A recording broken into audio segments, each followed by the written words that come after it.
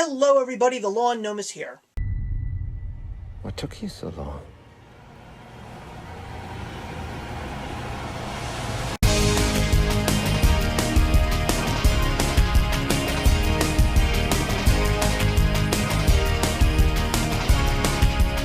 When it comes to going to see movies in theaters, there are three specific franchises that I never want to miss. One is Star Wars, the other is Disney Pixar films, and the other is the franchise of the legendary super spy 007. That is right, James Bond is back for the 24th theatrical Bond film in Spectre. I've been seeing all the Bond films in theaters since Pierce Brosnan filled 007's shoes in GoldenEye, and I have never stopped seeing any of the Bond films ever since, and I always made sure that I went to see it with the biggest James Bond fan that I know, my father. I didn't think that we were going to be able to make it, but we did see it together, and we had so much fun with this film. I know for a fact that a lot of people didn't think that it was as great as Skyfall, but I don't think it was better than Skyfall. I think that it was just as good as Skyfall. I especially liked the fact that it was a little bit more of a slower pace, because I thought that it really felt that it added to the intensity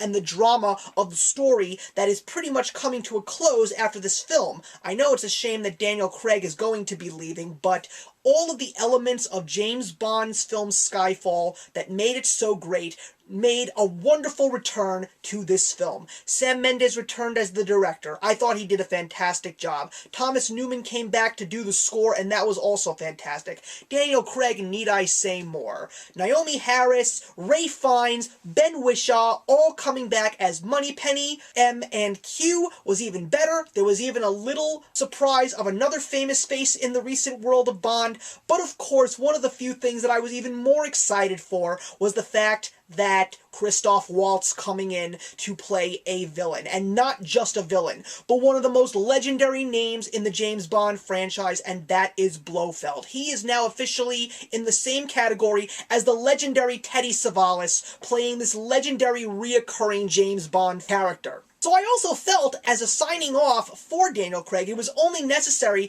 to bring back the legendary organization of Spectre, which was MI6's arch enemy in the Ian Fleming books.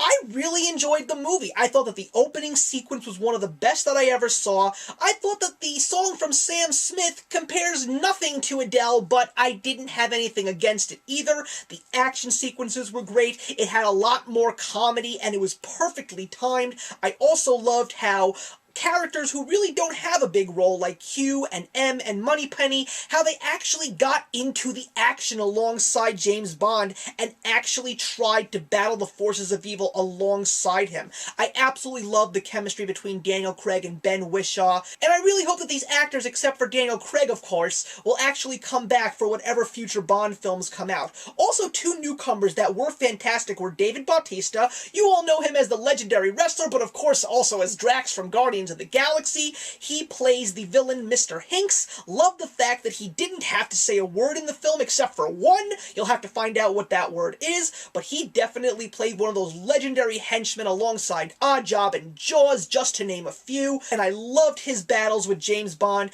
And of course you also had Léa Seydoux, who plays the Bond girl, Madeline Swan. I absolutely liked the fact that she wasn't necessarily the damsel in distress, and how she actually tried to fight the battles alongside James Bond.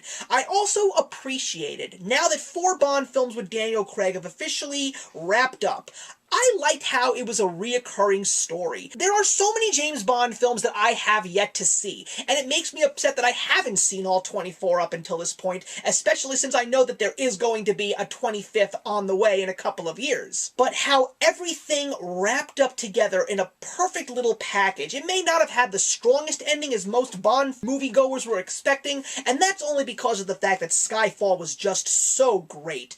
But I really appreciated what was done for the last 4 Bond films. I really appreciated the fact that it wasn't just cliche action, that they really dived into the inner workings of the characters, especially James Bond, and I am just excited to see where the franchise is going to head next. Will we see Spectre return with a brand new storyline? I really have no idea who is going to be the next James Bond, but I really am always going to be excited when a new 007 movie comes out. So is this movie worth seeing? Oh my goodness, yes. Any James Bond movie is worth seeing. Just for the opening sequences alone, it's worth seeing. I know a lot of people didn't like Quantum of Solace much, but you gotta admit that was one of the best action sequences you ever saw in a Bond movie. So I am going to give this movie 3.5 out of 4. I am seriously considering, because I don't have any James Bond movies in my collection, to own the Daniel Craig Bond films, just because of the fact that the story is so beautiful